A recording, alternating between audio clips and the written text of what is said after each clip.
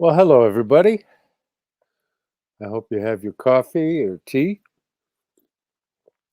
Cheers. And here we are with the Reverend David Parry in merry old England, City of London, City of Finance. And my name is John Barnwell, and I'm here in the Straits, Detroit, and on the state that looks like a hand, the hand of Manitou, the Indians call it. And it's interesting that they knew it was shaped like a hand, as they obviously didn't have aerial photographs. But in that being said, today is our 31st episode, and that's really quite remarkable. And for me, I just keep coming back because I just wait with bated breath to find out what kind of repartee I'm going to get from the Honorable Reverend David William Parry. And so without further ado, I would like to say hello to the Reverend David. Hi, David. My dear friend, it's as great an honour as ever to be on the show with you. There's a strange reverb. Yeah, well, you don't use, see, I use these. Yeah. And you don't. So that probably will not resolve itself until you learn your lesson. we know of other people that didn't learn that lesson right away. Yeah, I'll buy some during the week. I'll buy some, unlike our colleague who did not do that. Oh, how is it? It's a freezing day in London. It's sunny, the sun is out, the sky is blue, but we've gone back to winter temperatures, which is not doing my arthritis any good at all. Yeah, apart from that, how are things? I mean, there are vague rumours that we'll be coming out of lockdown at some point, which was rather good because it was sort of we were in Never Land. You know, it was just going to go on forever. I'm not entirely convinced that things will be getting back to normal anytime soon, whatever normal meant. And I must admit, I'm sort of on the side of those people that thought normal wasn't that great in the first place. But yeah, I don't know. How am I today? Quietly optimistic that all is well, as John Bunyan said. Looking forward to making plans to actually go to Shakespeare and Co., the legendary book company, because I haven't been to Paris for too long. Fiddling around with a similar idea myself. I know you're the expert on these matters, so I'm almost afraid to raise that issue. And it was, Lawrence Ferlinghetti passed. Was it this week? A couple of days ago, and I'm a beatnik aficionado. I mean, I read the beatniks like everybody else as a youth, but couldn't really put an end to it because I liked the idea of being thrust into beatific glory, which they sort of lost track of after a while. But I thought that was absolutely brilliant, and also that's for me really the flowering of Anglophone literature after the war. I mean, it seems to have gone to sleep here. I noticed on Facebook recently you put a picture of a painting of Walpole, which again was one of my heroes. But if I'm thinking of post-war Britain, apart from the so-called angry young men, to be honest, I'm a bit suspicious of. You know, are you angry because you are the new voice of British literature? You're the spirit of youth. You're the new energy trying to establish itself. Or are you just a bunch of bitter old hacks trying to get some publicity? You know, and I don't know. I sort of veer a bit in that direction. So how angry is angry? I don't know. Whereas the beatniks were very clearly the flowering of the spirit of literature again. So his passing made me very sad. And how about this for an irony? I'd followed that movement assiduously. I mean, William Burroughs had this sort of weird effect on me. I think Cities of the Red Knight is an absolute masterpiece. And why he didn't get the Nobel Prize for Literature, I really don't know, though I'm suspicious. Because it was fully deserved, absolutely extraordinary writer. So, yeah, but the one piece I'd never put together was this name, Ferlinghetti, which kept coming up here and kept coming up there. And, I remember reading the text thinking, who is that? Who on earth is that? And of course, missed one of the biggest chunks of the entire movement because I'm a mere foreigner. I'm sorry, I'm a mere foreigner. I've never been to City Lights. I'd love to go to City Lights, but I hadn't worked out he was the publisher, apart from being a very accomplished author in his own right. So that's how I'm feeling. I'll make one more bookie remark before we go any further, because this got stolen from my collection years ago. And I think the cover is just amazing, sort of Hammer horror.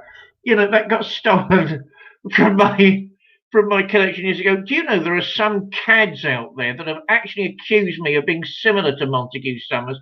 How dare you? I will see you. Well, I mean, there are a couple of answers I could give to that, but how dare you? Apart, of course, from the fact he wrote some wonderful things on the theatre, which people tend to forget. Genuinely scholarly works. Was it 17th or 18th century? I can't remember. Restoration, I know that. He was writing primarily, I think, if I recall properly, about the restoration and how that affected the theatre. Wonderful books, beautifully written. I don't know why people keep saying they're so idiosyncratic. Beautifully written, and of course, I'm one of those people that does think he was Father Montague Summers, because certain people keep telling me, "Don't worry, you're nameless." Keep telling me actually he was an old Catholic, not a Roman Catholic, which is why he shut up and wouldn't answer the Catholic Church. The Roman Church, who of course said, "Who are you and where were you ordained?" So my own interpretation is that he actually was ordained, but in that movement which is sort of semi-visible in Catholic history in Europe. One more remark which I sort of found, then I'll pass back, I promise, John. I found interesting. I can't remember who wrote it. Apparently, there was a get-together between Montague Summers and Aleister Crowley over tea somewhere or other. And apart from being bitter enemies, apparently the whole occasion was, the whole occasion was littered with witty repartee and wonderful stories. So, the witch finder and the witch actually got on like a house on fire. And I've always thought that was rather incredible. And I wish I had been within earshot of that particular point. Is it safe to hand back to you now? Because you're looking concerned. I will hand you back, hoping that I've given you enough warning and go into mute. So, how do you like them apples, John? Apples, yes, apples. Well, Johnny Appleseed here in America. That's planting the trees. Yes, that's a noble pursuit. Montague Summers. He was a great popularizer of things occult and witchcraft, although he tended to focus on the shadowy side. And I think that in part, you can kind of, at least here in America, credit him with giving occultism a bad name. They're more forgiving over in Europe and in England, merry old England, where they're less inclined to say nasty things about their great grandparents, and so that there's more of a acceptance of the pre-Christian streams, and so here in America, it's like we severed the umbilical cord and landed on some puritanical island, and of course, no man is an island. But that being said, it's just not as easy to try and find a thematic relationship to historicity, as we might say, want to use some 10-penny words. And so consequently, somebody like Montague Summers he's like a introductory work for a lot of people, the curiosity seekers. But he's a good writer. He's, as is the case with most of the British writers that were capable of getting published, with the exception perhaps of Arthur Edward Waite, whose some of his books are almost unreadable. But then he's American, isn't he? So he's an American trying hard to be more British than the British, kind of like T.S. Eliot, except that I think T.S. Eliot pulled it off. I mean, he's brilliant. We could devote a whole show to that gentleman, and I think it would be a worthy pursuit. Anyways, equating you to Montague Summers. Well, what I tend to do is if somebody insults me, I take it as a compliment and try to roll on, and that you should do the same. I mean, I think that he's kind of like the Colin Wilson of that era. It's like he is wide, but he's not deep. And I think I feel the same about Colin Wilson. He has a wide, amazingly wide reach of experience. But then when it comes to some of the more difficult, challenging issues, I just don't think he gets there.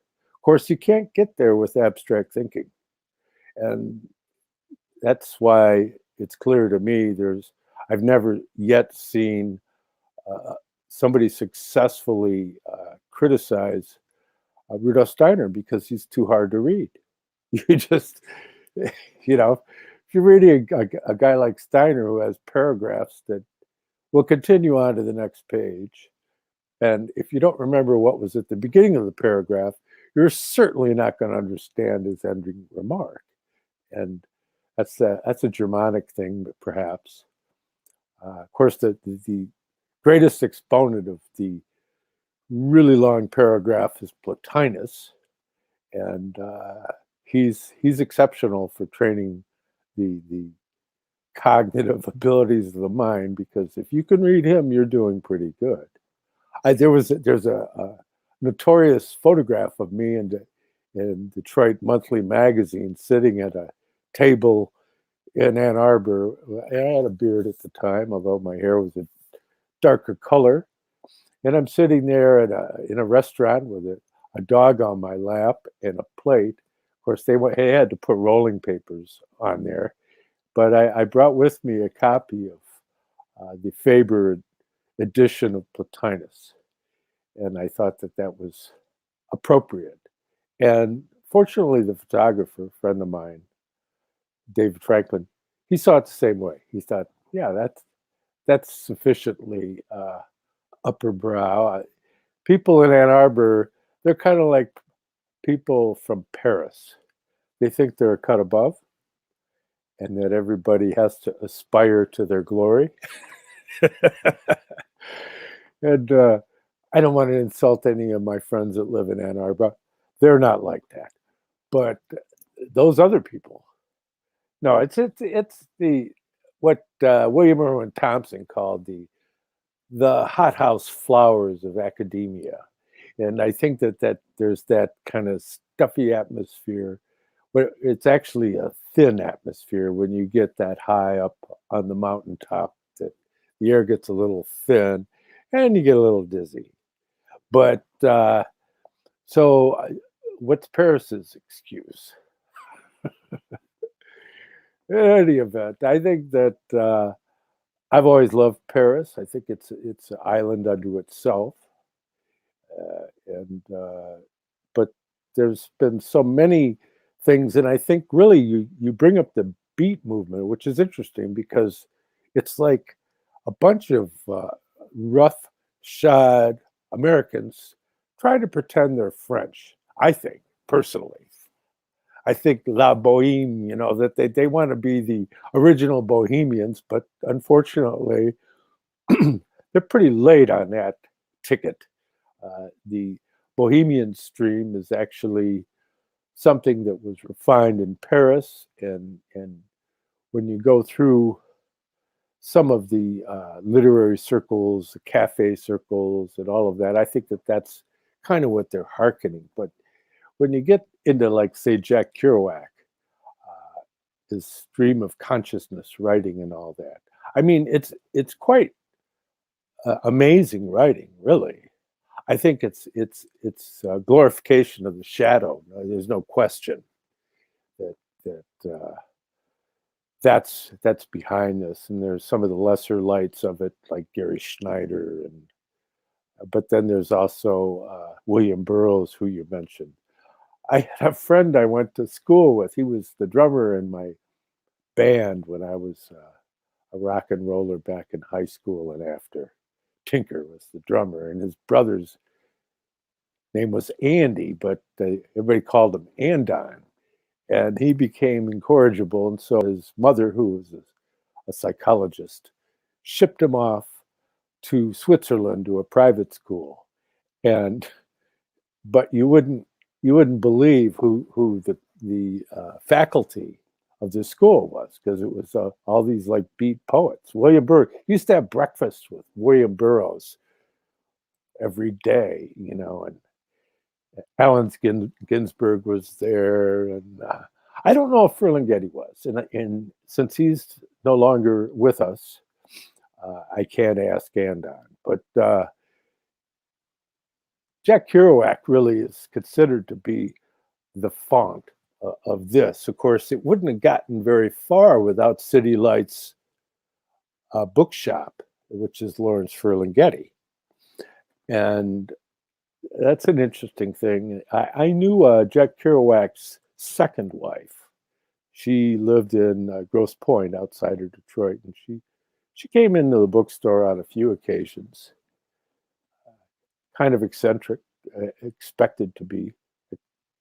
And there was this little tavern on the east side of Detroit that some of the beats in the area used to frequent, and so that there is some connection with Detroit and Kerouac, but it's the individual that was with him that he aspired to be like.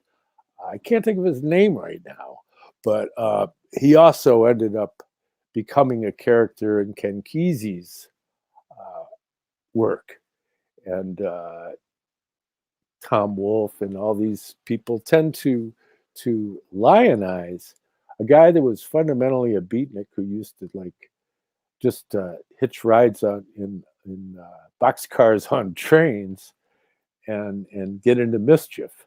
And so there's that whole element there, and yet they see they're like icons of the left.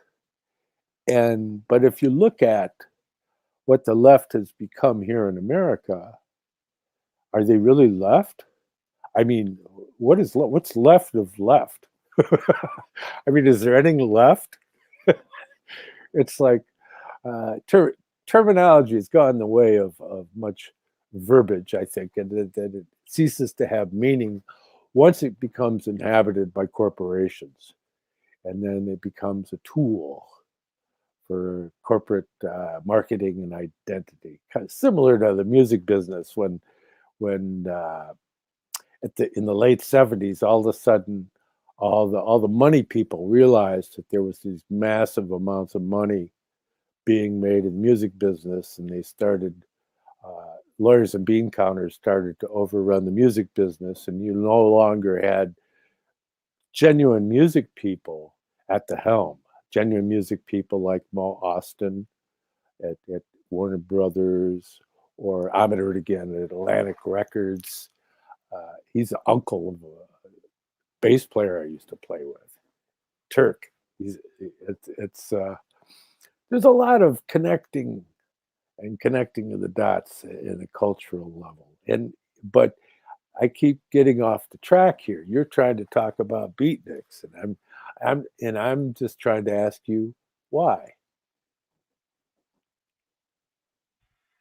Gosh, I mean, I won't hear a word against Johnny Appleseed. I can't remember the guy's real name, but of course he was a Swedenborgian, and avidly so. Apparently, the Native Americans used to think he was some sort of medicine man, a shaman, because he, what was it, run around with a saucepan on his head because he had so few items that he owned, and tracks of Swedenborg try tried to tell them basically that they should convert to that type of Christianity. So that apparently the Native Americans didn't know what on earth he was talking about, but it all sounded very good. So they had him down as some sort of shaman. One of my favourite apocryphal stories of Johnny Appleseed is that there was a preacher, he was passing through a particular region, a particular area, and a preacher was going on and on and on about primitive Christianity. And where are the primitive Christians nowadays who used to go bare shod between one town and the next? And apparently Johnny Appleseed turned up and sort of shook his foot at him because he wasn't wearing any shoes. And so obviously that's claiming to be a primitive Christian. Oh no, what a remarkable man. I don't know, I'm a great fan of American culture. I think people get me completely the wrong way. I mean, I think there are two Americas. There's the real America. I mean, who cannot love America? You know, what was that? Jimmy Cagney dancing. What is the name of that bloody movie? Dancing down the staircase. Yankee Doodle Dandy. Dancing down the staircase, the American president, with two incredibly posh-looking black butlers who were some of the poshest people ever in cinema history, smiling knowingly at each other. How could you not love a country that comes up with all of that? Oh, and what a Jimmy Cagney. I love Jimmy Cagney. Everybody remembers the gangster stuff. People forget he was a dancer. You know, that man was multi-talented in theatrical terms. And of course, dancing was one of his primary things. That tends to be brushed aside too much. In terms of the beatniks, no, I'm in absolute awe of them. I don't simply think it's this sort of non-European literary movement with pretensions. I tend to feel that it really is part of the second great tradition in a country, in another country, because Britain's forced the second great tradition to go quiet. I mean, I do take notions like that seriously. You know, what's the first great tradition? As I know you know, John, philosophy. Who does philosophy? The Greeks and the Germans. I don't know if you ever saw the Monty Python scene, by the way, of the philosophers of the Greeks playing the Germans at football, where you have Confucius as the referee, and St. Thomas Aquinas, and I can't remember which other saint it was, as the linesman. And one of my favourite bits is it's kickoff, and they're all stood there thinking. And of course, one of the Greeks, it had to be one of the Greeks, didn't it? Suddenly has an idea, and he goes through the defending ranks of the Germans and kicks a goal. And then you have all the arguments coming out. You know, Hegel thinks it's non-representatory, because how can an act in an irrational scheme of perception, yada yada yada. And he went all through the different arguments until it came to the fact that Karl Marx thought it was a foul, which I thought was a bit hard. There was slightly more to him than that in philosophical terms. It's a bit harsh. I mean, no one really takes him seriously as a philosopher, but he was having a go, you know, credit where it's due. So I thought that was a bit hard.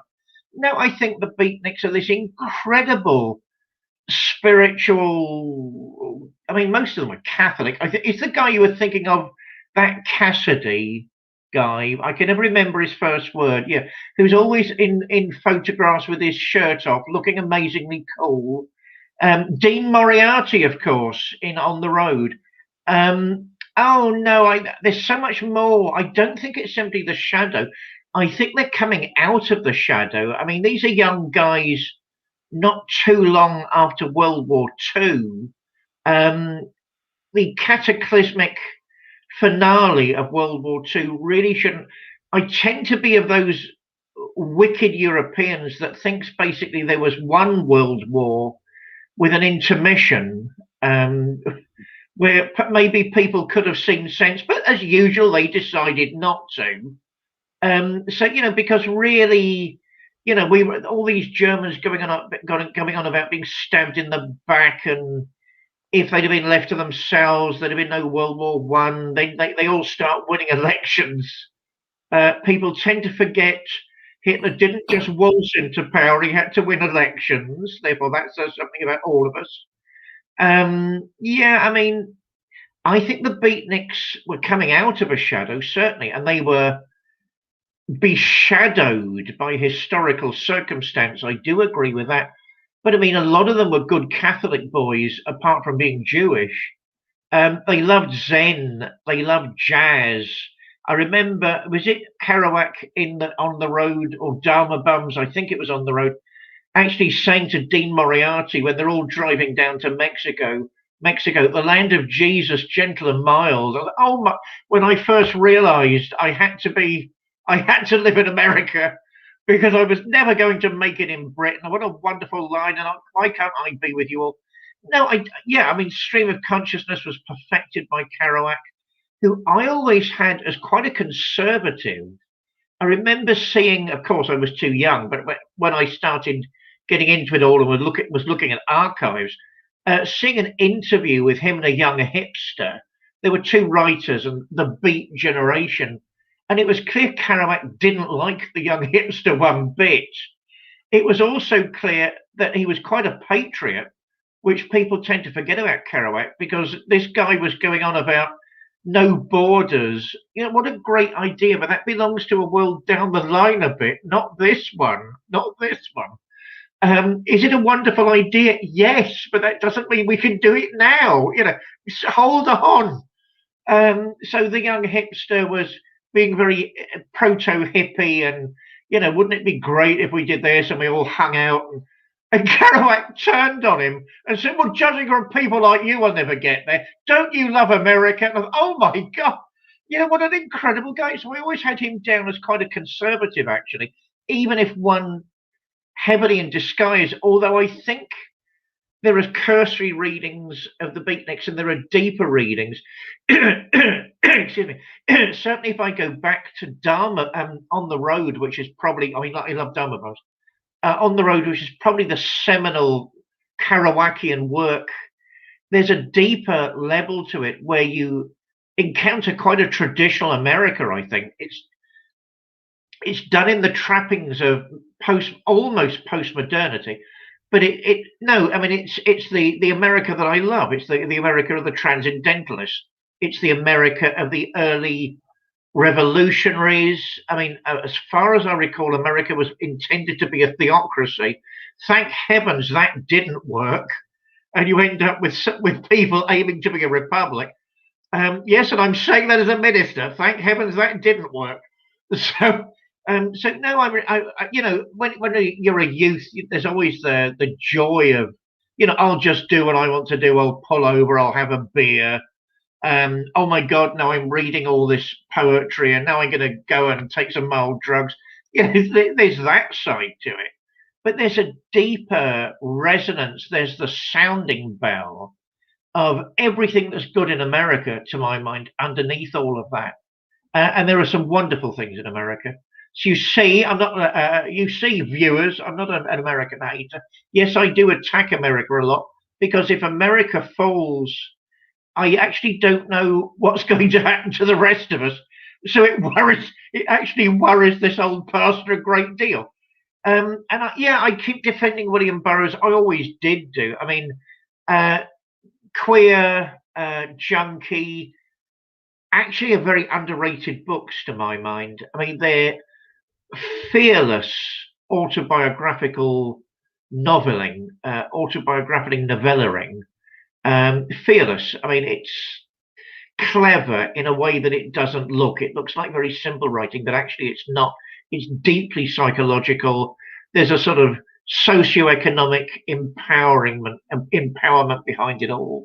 Coming from a guy from a rich family, of course, therefore there's a level of irony there. But certainly if you start looking at, let me say again, at Cities of the Red Night, which is clearly a masterpiece, riddled all the way through with paranoia about the Russians, about America itself. and what it means to be human, what it means to lose your humanity, if that's really possible. And with these bizarre astral worlds that the characters come in and out of with great ease. No, I think certainly that movement needs revisiting, and the spirituality, which is, it's too easy to throw it away. You know, is it for me? I mean, I've got this thing about the transcendentalist. I want to go to Walden. I've got a Jesuit friend. Our mutual companion would hate that, of course. I've got a Jesuit friend who used to teach near Walden and promised to send me a rock where David Thoreau probably stubbed his toe or something. So yeah, I'd love that. I'd love it. If anybody wants to send me anything from Walden, I would love that, because you're looking at the slow, gentle beat, not simply of a transatlantic experiment. You're looking at the very best of European consciousness, trying desperately to ascend to the next level, whatever that might mean, and actually taking notions which they don't in Europe, taking notions like democracy very seriously. They don't in Europe. I mean, my view is people give it wordplay here. You know, they give it lip service, but they don't really mean it. I mean, that's why I always get irritable with people, present company accepted, not you, obviously. I've got friends in the one last Jesuit story, and I'll hand back. I was walking around with my Jesuit friend, I might as well say it, the Reverend Dr. Robert McTeague of the Society of Jesus. You can't get more Jesuit than that. Brilliant guy, one of my dear friends. We're very good friends. We don't agree on much, but we're very good friends, who wrote this wonderful book recently on philosophy. What was it? Ordinary Philosophy for Ordinary People. Brilliant, brilliant, brilliant book. American Pragmatism Reborn. Wonderful, wonderful, wonderful.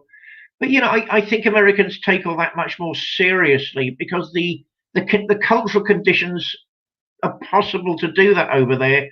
Whereas, you know, walking around, to finish that point, we were walking around the Tate Britain a couple of years ago, and Tate Britain is this sort of schizophrenic exhibition centre where you get some old masterpieces which are wonderful, and some bewildering modern additions. So you think, my God, what on earth is going on there?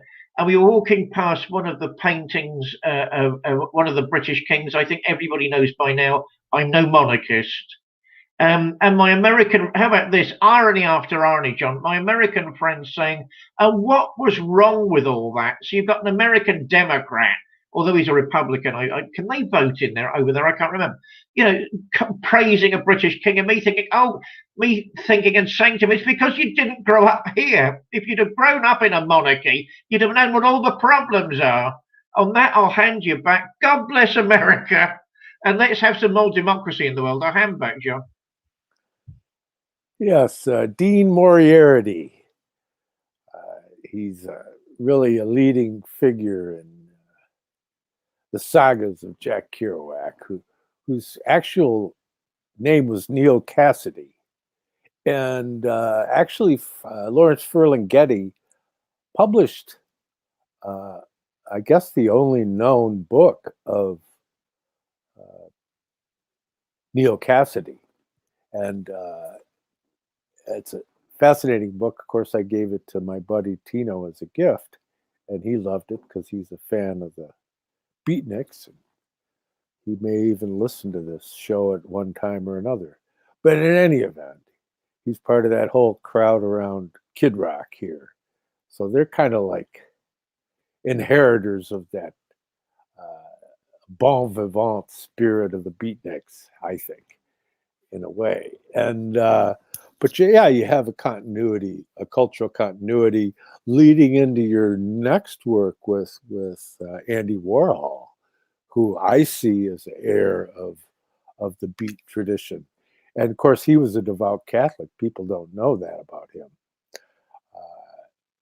But about as unusual as the day is long. And but seeing that he could take like mass culture and make it into an art form, it's like, you know, with his Campbell soup cans and Marilyn Monroe multicolored images and things of that nature. I mean, I find it fascinating. It's not really my cup of tea. I prefer things that are perhaps more demanding technically, the pre-Raphaelites or Raphael himself.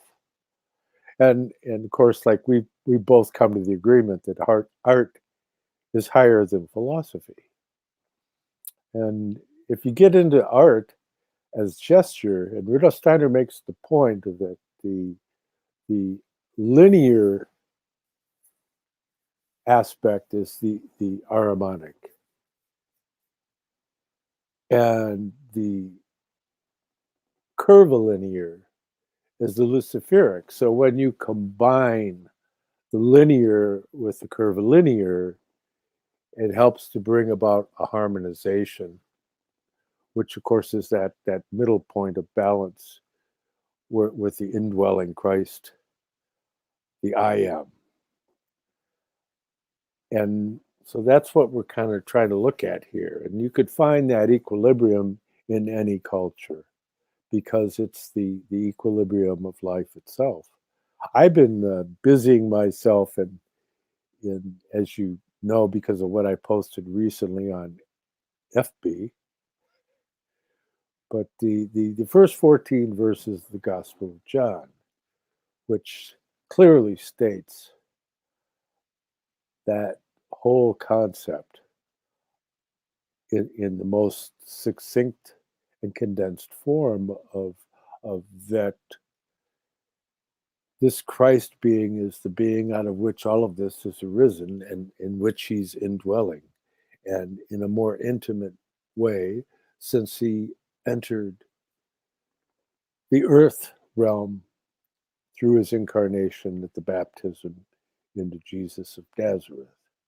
And so many people are willing or perhaps capable even of conceiving of that cosmic dimension in the Gospel of John, so that historians and materialistic writers try to come to terms with the Gospel of John, and they can't, because it unlike the other three synoptic Gospels, Matthew, Mark, and Luke, which are more formal historical, the Gospel of John is seen as a work of poetry, which it is that, but it's so much more than that, and it's the ultimate path of course, Johannine Christianity, and the Rosicrucian stream is largely the image of the roses growing out of the black cross, that out of death comes new life, and that whole mystery of the resurrection. And in getting into cultural themes like the beat poets and all that, I admire them for their willingness to struggle. They seem to have a tendency that's become popularized in the beat generation and the hippie movement and all that as being kind of a cultural mirror of Southern France, and specifically Southern France during the time of the Cathar, or the Cathars, as Americans tend to call them. But the Albigensians, the Monarchian type Christians, and that was suppressed ruthlessly by the Catholic Church. And so there's always this continual struggle between what you might call the Bohemian Christianity and the formalized Roman Empire of the Catholic Church, and that formalized empire impulse, that's our current Catholic Church. They're really trying to nail it down and put together contracts in their Jesuit project where they become the ideational rulers of the world. And so here in America, I mean, it's amazing how inhabited just out of the blue all of a sudden there's all these like powerful Catholics that, can you really say they're Catholic? I mean, can you really be a Catholic and be like pro post-term abortion? I mean, is that humanly possible? But yet we have a president now that's his perspective. Or you get Nancy Pelosi, who's, you know, from the mob family of Baltimore, or Governor Newsom in California, who's on the way to be ousted for being such a robber baron, and their whole relationship to the Gettys with Gordon Getty, who's also Jesuit trained. And then you get Jerry Brown, Governor Jerry Brown, who he wanted to be a Jesuit at one time, but he liked women too much, so he couldn't take that path. And of course, his dad was Emperor of or I shouldn't say emperor, governor, excuse me, of California at one time. And so there's a long history of the Democrats having a relationship to the Catholic Church. And now we know that as it becomes further clarified, that it's that Jesuit element and that whole leftist thing. And so you have, you know,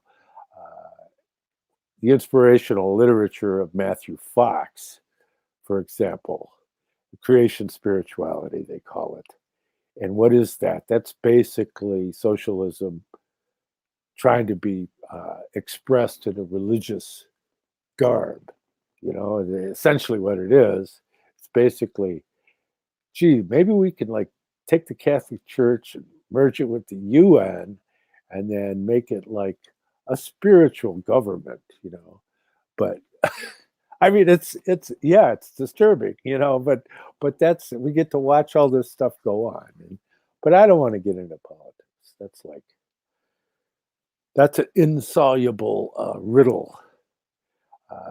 But they try to keep us busy with the Hegelian dialectic so that we go back and forth and argue amongst ourselves, when essentially calling somebody a racist is probably the most racist thing you could do, because you're thinking in terms of race. And in light of occult science, the whole concept of race is an obsolete concept as far as the way we're moving into the future, so that it's not a question of race that determines your place in the world, but you as an individual human being. What have you done today is really the adage. How do you carry yourself in the world? It doesn't have to do with what bloodline you're in. That's something that expired very clearly in 1879 with the fall of the spirits of darkness. So now that force that was once nurturing to mankind and was necessary for the constellation of countries and cities and families and all these groupings, that was a wholesome influence at one time, albeit with all manner of problems. But that's just the way human evolution is. It's just a series of problems that go through transformations, because after all, we are merely human. But in 1879, that wound down with the end result that we're now moving into further into the age of Michael, the Archangel Michael, which is the spirit of freedom. And the way in which one can come to Christ in the best sense of the word is through perfect freedom. And so that's what needs to be guarded, is the ability to be wrong. And so I see the beatniks as the custodians of the right to be wrong. And there's something there. They were very experimental. And if you look at it, they tend to gravitate, like, say, Gary Snyder, for example, and later kind of a spokesperson for them, Alan Watts, who very much championed Zen Buddhism because it didn't have a doctrine. It was a method. And if you do the method, then you get the result. and there's no dogmatic views on it. The idea is that if you properly pursue this method, you will ultimately come to the self-evident realization that the doctrines that have been provided by the great teachers of mankind are the obvious choice, which is, there's that too. And so that ties in with your comments on Theravada or Hinayana Buddhism, the lesser vehicle, as it's so called. It's just that, worrying about saving a bunch of other souls. Well, why don't you save yourself first? Because then maybe you'll have sufficient power to contribute to the salvation of mankind, rather than worrying about trying to save everybody else and not saving yourself. And so there's merit to that. And I, like we always try here, is to try to stay open, because we're not providing answers. We're just exploring questions. That's all we're doing here. So don't get carried away. Although David does on occasion get a little carried away when I start trying to draw a comparison between shall and must. Oh gosh, well, I can't remember the name of the American philosopher offhand who also hated that. He hated this sort of endless philosophical "if A then B" nonsense. I must admit, I get irritable at that sort of thing. Oh gosh, Philip K. Dick, The Eternal Sea of Politics, as Scripture says.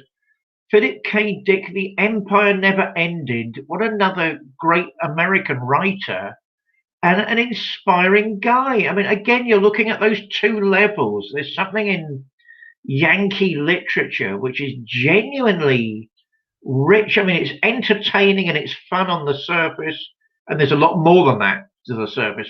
But there's this whole other level to the chocolate box where there's genuine profundity, but it needs to be struggled with through the characters, through the plots, as opposed to a philosophical argument. I mean, the exception possibly being Valis, which I personally loved as a novel. Vast, active, living intelligence system for people who didn't like the word God anymore. I mean, I don't mind the word God, but I'm biased, of course. But yeah, I mean, that's another way of putting it. And I mean, rather like the KGB. I mean, people get that wrong. They were up to their proverbial in psychic research and occultism. I mean, being good commos. I can't remember who spelled it out best a couple of years ago. There was a book saying, look, they didn't like inherited religious vocabulary, but it doesn't mean they weren't up to their arse in it. So they were trying to use a different type of terminology to discuss those same things. I mean, they mounted expeditions to look for Shambhala, the secret city beneath the earth where adepts live, they say. So they were up to it, but they were using a different type of vocabulary. So people have to be careful when they're dealing with what actually might be hiding profound truths behind rhetoric. So yeah, I mean, Valis, an incredible novel about higher powers, of course, reincarnation, or at least parallel lives, apart from things like Blade Runner coming from where do androids dream of electronic sheep? I mean, Philip K. Dick is a master storyteller, but there's a lot more going on. There's genuine mysticism going on. I'll just say one thing. I think I love Paris. I love Paris. I want the Sorbonne to say, David, we love you. And they may at some point, you never know. No, Paris is wonderful. It's the city of light. Every time I go there, I fall more in love with it, though the Parisians are more annoying every time I go there. The architecture, the food, the wine, everything's perfect. Which leads me, of course, to, since we keep looking, these conversations are diverging into practical mysticism. I mean, the Frenchies came up. I'm shaking my fist at them again. What does every British, I said it before, what does every British intellectual want to be? A French intellectual? And I'm guilty. I'm equally guilty of that. Take me to France now. I'm equally guilty of it. Teilhard de Chardin is, of course, a Roman Catholic. I think it's wise to remember that there are other species of Catholic. because the Romans tend to like dominating that particular concept. There are many types of Christian, there are actually many types of Catholic. They just get rather obscured by the Roman Church, but they are there. They are there. But Teilhard de Chardin was a good Catholic. I mean, his work as a paleontologist as well as a mystic was something I also fell in love with. It roughly originates from the same time when I was reading the Beatniks, curiously.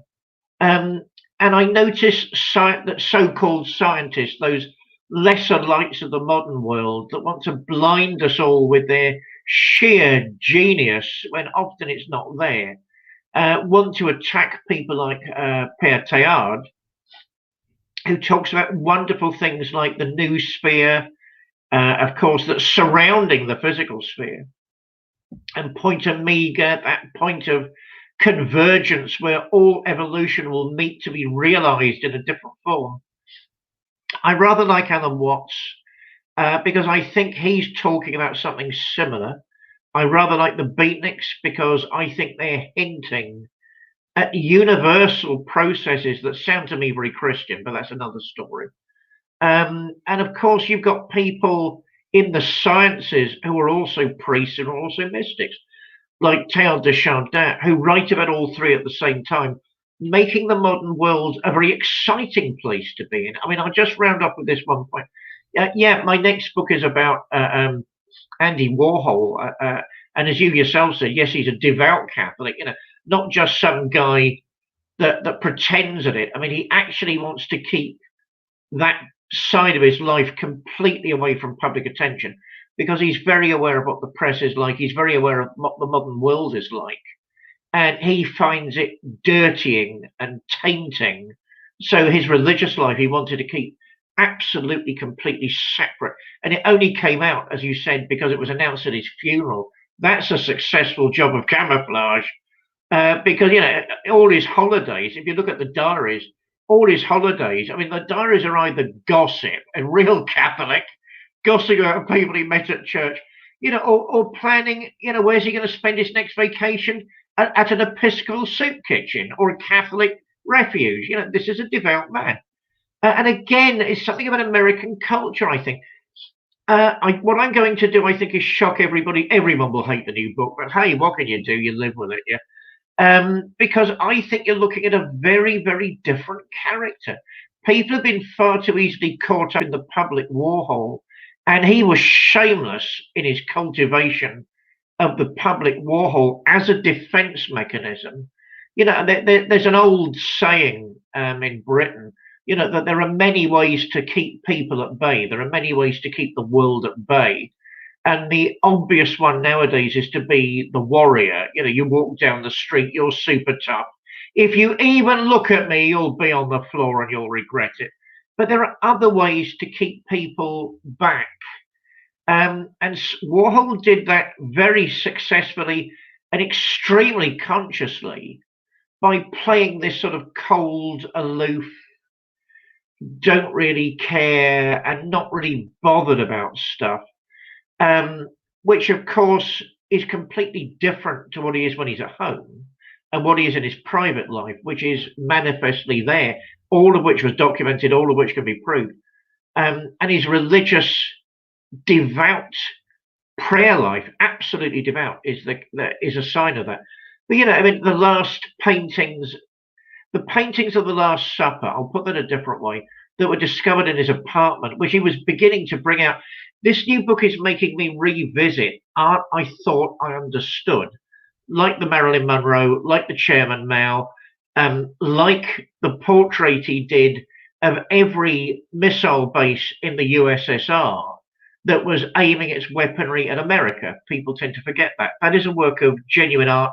It's dark and it's subversive, but what is it doing? I mean, it's like a memento mori from the Middle Ages, a meditation on death. If all this is going on beneath Warhol, it means when he's meant to be, so it's a gay guy living in the open before that was really possible, like I don't care and I'm indifferent, but which was true. But also there's this other level, he used to make throwaway comments sometimes, like, eternity is only a breath away. So, oh, it's Warhol being witty, but actually it's a devout Catholic saying it. So yes, he's being witty, but then this other level where no, he means it. Any single moment could be your last breath, and you could be facing judgment and eternity. So there's this very American. It's a bit of American culture I love, between the superficial contextualities of time, culture, where we are in the world, where we're going, the thirst for democracy, the need for freedom. Don't hold me down. I'll lead my own life, which is wonderful. How many places in the world is that even possible? And this much richer philosophical, spiritual stream that actually is partly from the Puritans. I'm not against the Puritans. I don't dislike them. I have them down as Zen. That's Western Zen. I do like the Theravadins. On one level, they're selfish. The Queen is talking a lot about being selfish over in Britain at the minute, but perhaps we can get to that in a minute. On one level, they're selfish and they don't do things. On another level, you could say, well, okay, they're looking after their own house. They're putting their own affairs in order because they feel that's the best thing to do in a world like ours. And that's really what the Puritans in the West are saying. What have I got? I don't have the right to sort of go and pile into everything like the Mahayana people. I don't have the right to come out and tell you what's right and wrong. I've got to put my own affairs in order. I've got to make sure my life is balanced before I do things. I think there's great value in that. And that leads to a richness. I'm eulogizing America today. Eulogizing a richness of culture, which is profoundly there in American letters, in American spirituality, and even, dare I say, in the politics from time to time, although I never understand Nancy Pelosi. And it took me ages to pronounce her surname. I don't understand Biden. I don't understand the ins and outs of all of that, so I'll shut up. But there's a resource in American spirituality which must never ever be forgotten and is a treasure for the world. Handing back to you, John. Well, you tend to lionize Pierre Teilhard de Chardin, and because he has some interesting writings, which I read back in the 70s, like many people did. His ideas of the new sphere and his insights into paleontology and all that kind of stuff. But that's well and good. But what people aren't so aware of is his machinations in China that helped bring Mao Zedong into power in China. And that was his, again, it's like there you have to see the Jesuits as the Secret Service or the intelligence organization of the Vatican.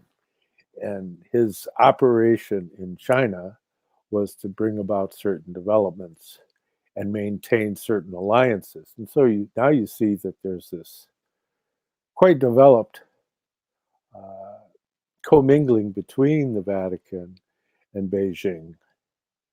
And of course, that's not a new concept, is that they've been there some 400 years or something. I mean, they were, I go back to a friend of mine who was a bookman, a rare book dealer, Larry Rubin. I don't know if he's even still around. But he used to be a professor at Wayne State University of art history, but he was one of the exceptional rare book dealers that I knew, and he always used to try and stump me. He'd show me something to see if I could contextualize it and come up with a price, which I almost always did, and it used to blow his mind. But I think I remember a lot of things that I'm not really going to use, but you never know when things come up. But he used to build collections. He would build a collection on a subject, and he'd read every one of them, and then he'd sell it as a collection, right? And it'd be like first editions of books on piracy. So he read basically anything worth reading on piracy and then sold the whole collection to one individual. He did the same thing. I'd always go see him and say, "Well, so what are you working on now?" And he'd tell me. And he'd come up with this fascinating stuff. But one of his episodes had to do with world travelers. And he had been reading all these books, and he was like halfway through building the collection. He says, I find something very, very peculiar. He says, because I read all these guys, and they're like going into deepest, darkest Africa where no white man has ever been, and they get to the residence of the chief or king of the tribe, and goes in there, and there's a Jesuit father sitting next to him, and he's been there 40 years, and he replaced the guy that had been there for 40 years before him, and it's like an office within the tribe. Is the Jesuit their representative, and they would learn the language and all the cultural attributions and all that. So you'll never do well if you underestimate the Jesuits. And I know, not saying that they are all bad, and that's not the point.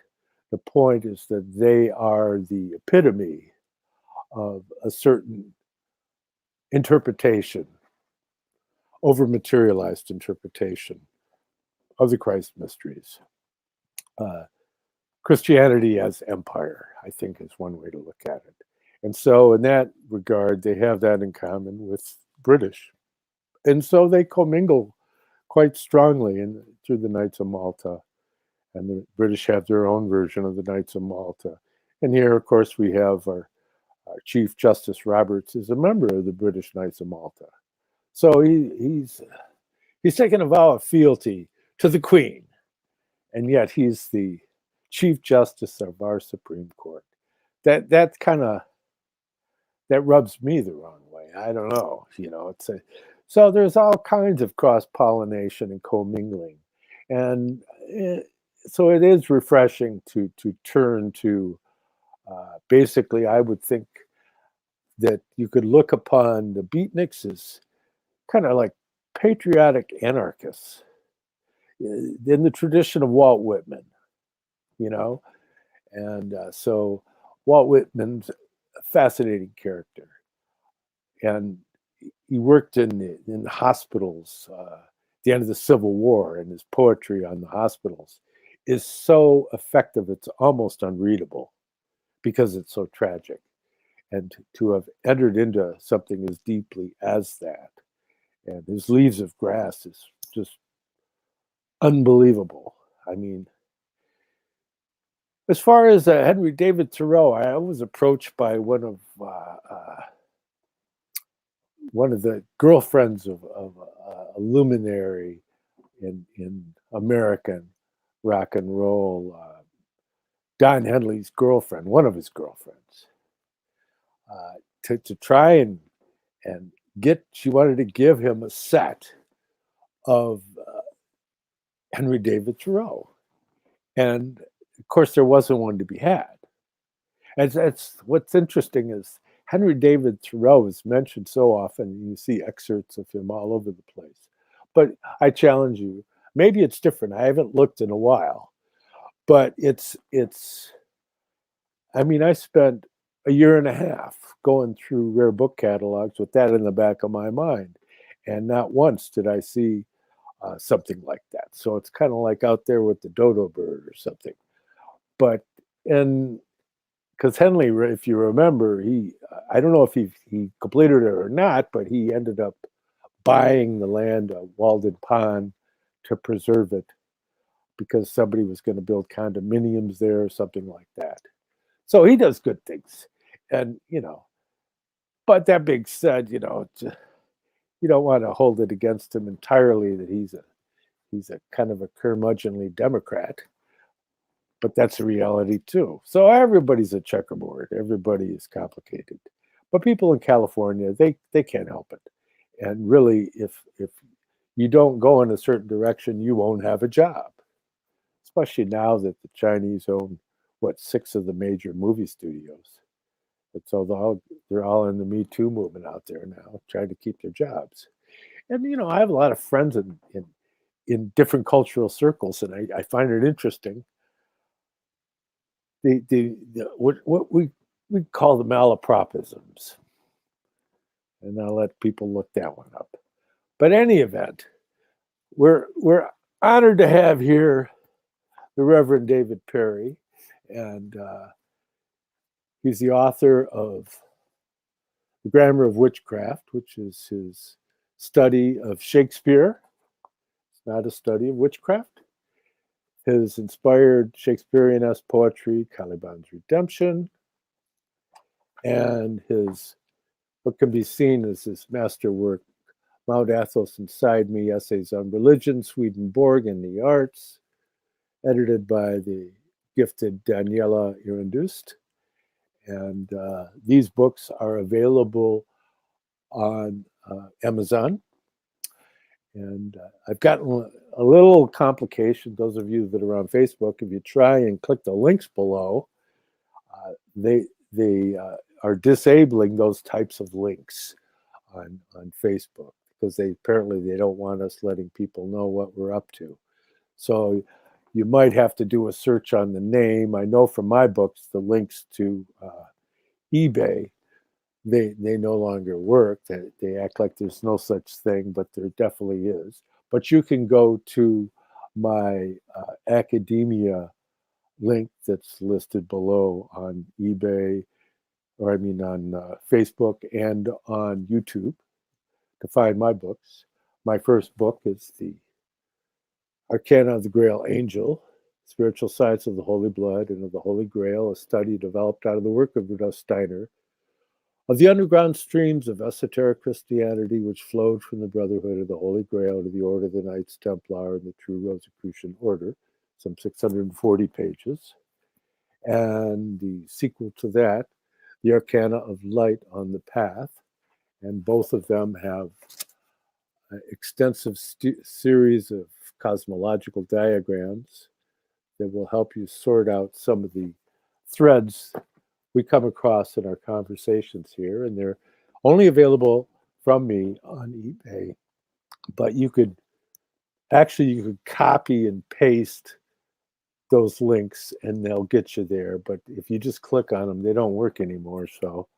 But if you click on my archive.org, it'll get you there. Plus, if you want to buy us a cup of coffee, you can go to paypal.me/DPARRY, DParry777 for David.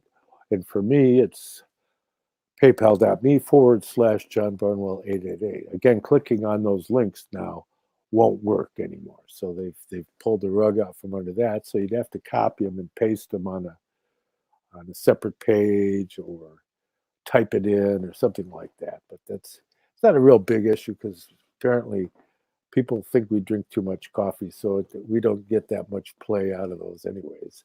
But that's okay, I guess.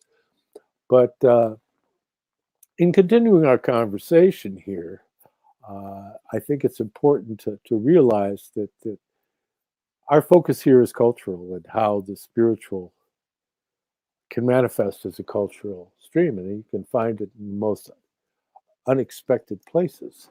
And that's why careful making fun of the bag lady you see at the grocery store, because she might be a Buddha. You don't know.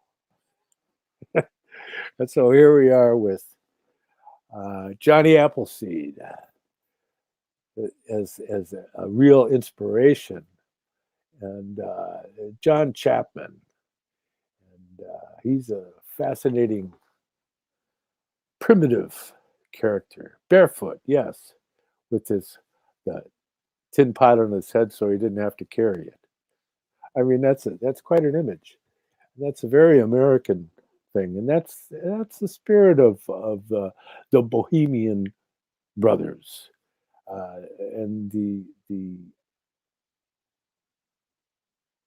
particular impulses. The Bohemians. Remember, the Bohemians, that had to do with, if you remember, although you may have never known, but the Winter King and Queen of Bohemia, right? We'll make that an episode in the future. But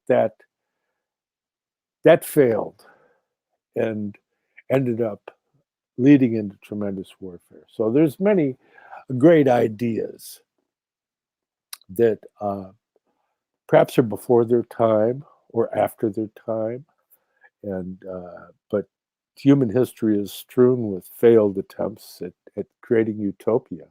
Personally, I think that the pursuit of utopia is one of the big problems of mankind, because human nature as such is incapable of functioning properly within a utopia. Give us a utopia, we'll screw it up. We're too selfish, and so that's the challenge. And so it's being able to take self-love, as Rudolf Steiner says, to be able to take the principle of self-love and to expand it outward so that it becomes a love for all mankind and for the world itself. Because as I've said many times from Rudolf Steiner's work, that the spirit of indifference to others is that Luciferic spirit, and the spirit that wants to have power over others, that's the Ahrimanic spirit, and that we're doing a balancing act between these two challenges. And so hopefully we can navigate those waters more successfully as we move into the future. But if you look at the cast of characters that tend to be attracted to the world of leadership, it kind of looks scary at this point. You know, it's like, it's, I don't know what's going on here. You know, I must say that I wasn't entirely convinced that they were going to be able to pull off their military junta. Thus far, they have, and so that we have people that are in power that were not the people that were picked by the people. So that's my opinion, and I'm sticking with it.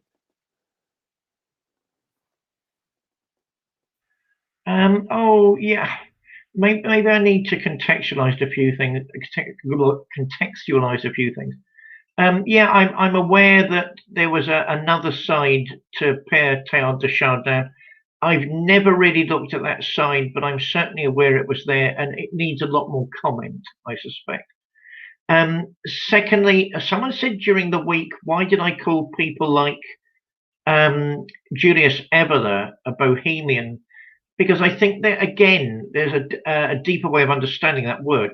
Yes, John was completely correct. Officially and actually, he's in the so-called school of the traditionalists.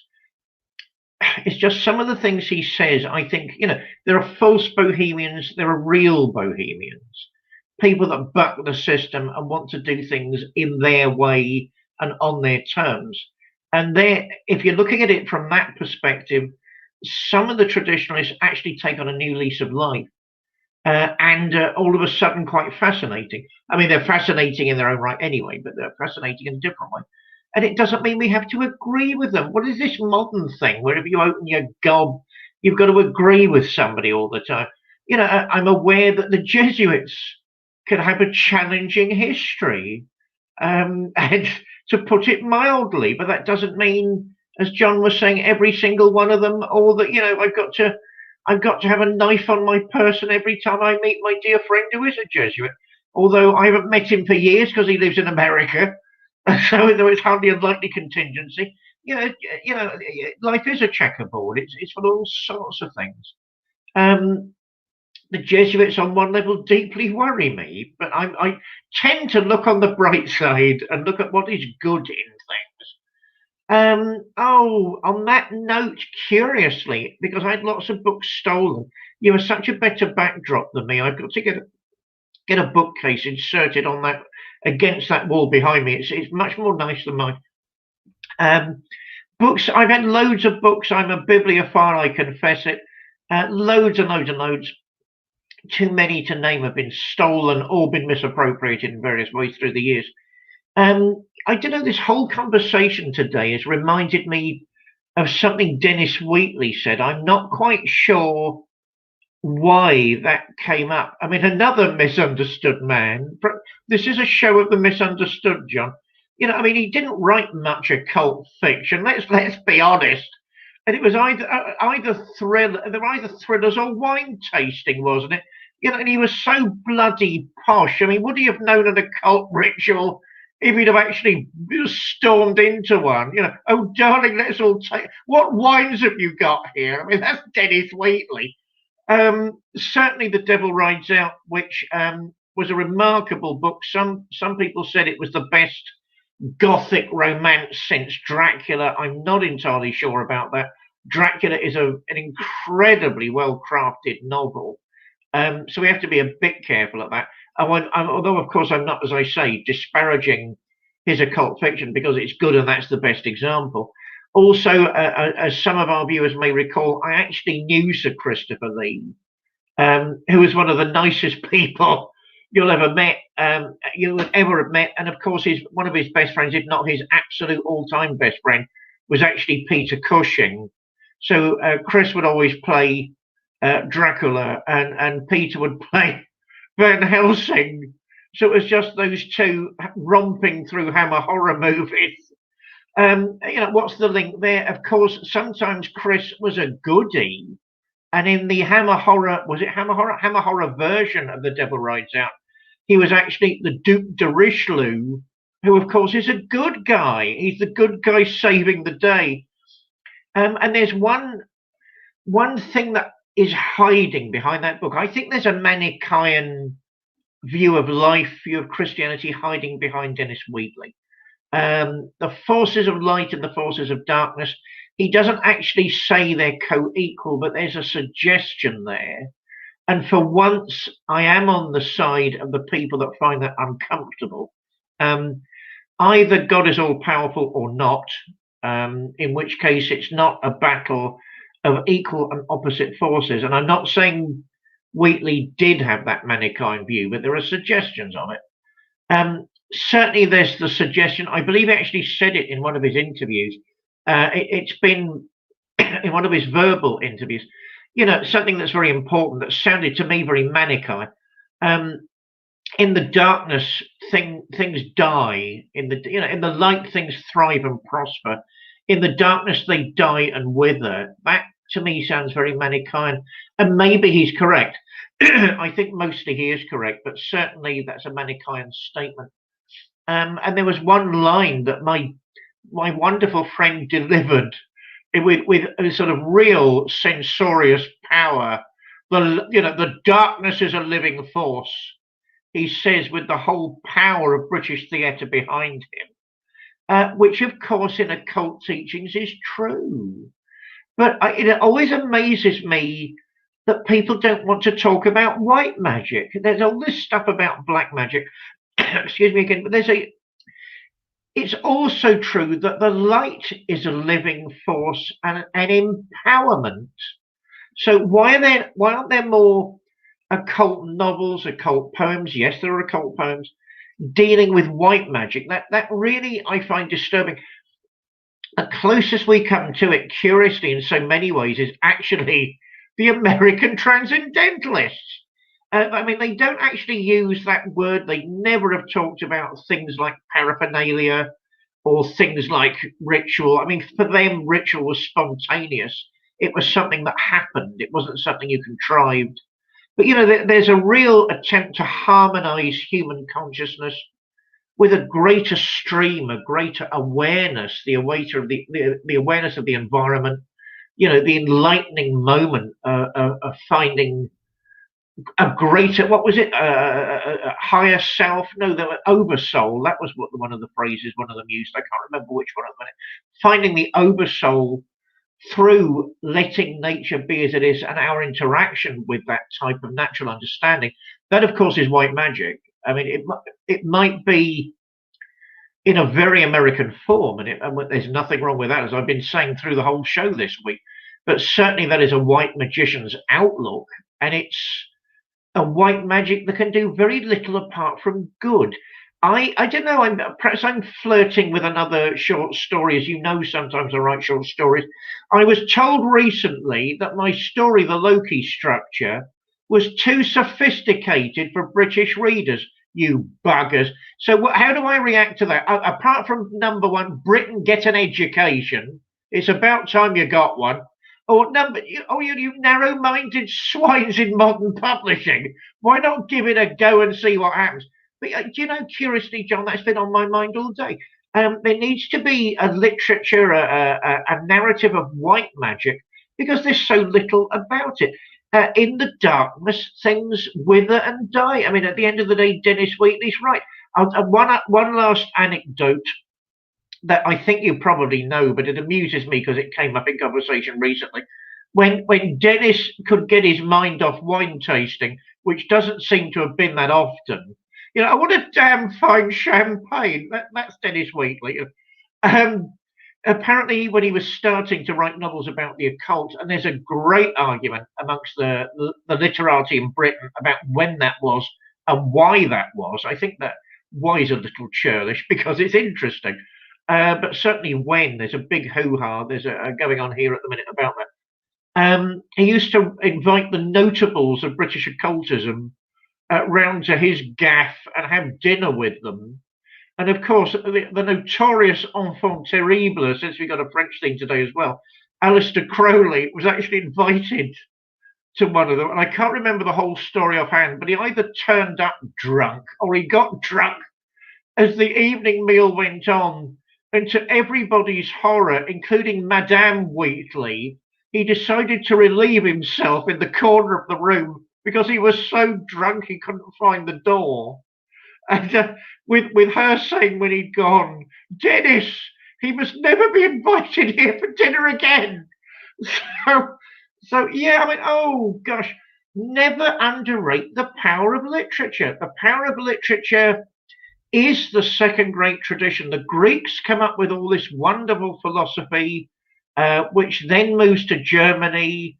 But the British, among arguably other European nations, so I think it started here, come up with the second great tradition of literature, which allows the imagination to equally find spiritual truths.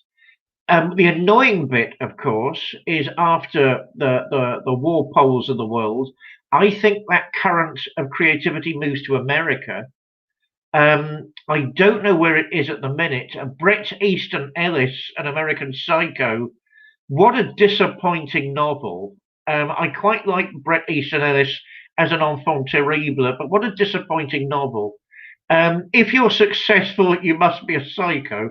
Surely there's more to it than that. And oh God, what was it? Bates, that Christian, what was his? I can't remember that old British, young British actor with an attitude who played the American Psycho with one of the least convincing American accents I've come across in years. Apart, of course, from that Cumberbatch boy, Doctor Strange. The only thing strange in that movie was how he got the part in the first place. My God, right, you're tall and thin. What else can you do? But anyway, no, American culture mustn't be underrated because it represents a unique and enlightening spirituality that it's very unwise to push to the side. And I really do think that, and I've always thought that. And, any culture that can grasp the essence of the white magical tradition and then allow them to explode into novels and poems and cultural movements which simply do the good is something that needs to be explored a great deal. I'll hand back to you as I'm sat here thinking I need to make some notes after this show on writing a short story on white magic. Handing back. Well, yes. I mean, if you look at it, and I really like the work that was done. Of course, you have Charles Williams and Arthurian Torso and all of it, those types of Arthurian novels that he wrote. He was a member of the Inklings with C.S. Lewis and Owen Barfield and J.R.R. Tolkien of The Lord of the Rings and all of that. And but then there's Owen Barfield was of that circle too, who was a translator of many of the lectures of Rudolf Steiner, and a lot of people that were in that circle of scholars that study him, they were unaware of that until he passed away. They were quite surprised to find that upon his passing, as there was a eulogies being given at his funerary event, and they come to find that he was really very much an anthroposophist, that is, a student of Rudolf Steiner, spiritual science. And one of Owen Barfield's most fascinating works is a book, What Coleridge Thought. And Samuel Taylor Coleridge is he's very much a gem within British literature, and well worth checking out.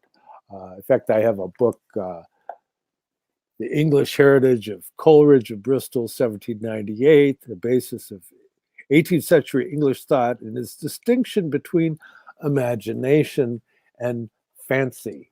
And so that plays a very key role in his focusing in on what is the difference between imagination, which is something that partakes of that which is real, and fancy, which is just something that you just make up. And so there's that whole subtle nuances, whereas people like Addison, for example, think they're just different words for the same thing. And so there's this whole very British winnowing regarding what is the meaning of is, that getting down to the language as the basis. And that being said, it brings us to Gothic literature, and you really have to trace Gothic novels back to a guy named William Beckford, and he wrote Vathek, an Arabian Tale, or the history of the Caliph Vathek, and it was really considered by some to be the first Gothic novel, and it was originally written in French in 1782, and then translated into English by Reverend Samuel Henley. I don't know if he's related to Don Henley or not. It wouldn't surprise me. But that being said, he's an interesting character, William Bedford, because he was really one of the wealthiest people at that time, and he was a connoisseur of art and collector, and had a fabulous residence, and then wrote this very peculiar work. But it's really seminal, and he's kind of like the well, if you look at Robert E. Howard, for example, and writing Conan. I mean, I don't know about you, but I've read all of his Conan books, and they're astounding in his ability as a writer to pull you into the narrative, even though it's just considered pulp fiction. It was published when it was originally published in like these pulp fantasy magazines like Amazing Tales and things of that nature, so that it's really kind of the underbelly. And he's a guy out of Texas, of all places, who lived with his mother and ended up in a tragic suicide. But so literature it's very much it's like a thumbprint of human culture. And but that being said, we don't want to belabor our friends here. There's always more we can talk about, but then we're always going to have future episodes. And we like to bring this to a consecrated conclusion by having Reverend David share with us a prayer after he gets in the last word. I'm have to stop doing that. And I always feel like it's some sort of epilogue at midnight with the consecrating prayer. That used to be on British TV. Yes, I do have to get in. It's not the last word, it's a comment. Coleridge, of course, was also a theologist, and a very respected one in his day. And that needs to be remembered too, because actually he said some really significant things. No, apart from that, I don't want to say anything else. I didn't read all of the Conan stories. I read some of them. They're absolutely intoxicating. I can't even work out why. but that guy had an intoxicating style, absolutely wonderful. One of my poems was recently turned down from Analog magazine for no real reason, apart from the fact I think I'm clergy, but I'll leave that there. So, why can't clergy write things for Analog? Anyway, my dear friend John, who makes such a difference to my life. Thank you, Leo, and other parted company for bringing you into my life. Thank you, and thank you, the angels, for doing that. All of our listeners who put up with two old goats talking turkey on a weekly basis and having a bit of fun along the way, I hope. Let's all remember that no matter how dark the night, the light will dawn at the end of it. Let's keep our hope, let's keep our faith, let's keep our passion, let's keep our individuality, and let's keep every breath and iota of freedom that we can possibly ascend to in our hearts and minds in a day and a time such as ours. May Christ Almighty be with you in every moment of every hour of every day until we all meet again. God bless you. Amen. Well, thank you all for showing up and making this a high point for my week, and I know for Reverend David also. And with that, I bid you adieu.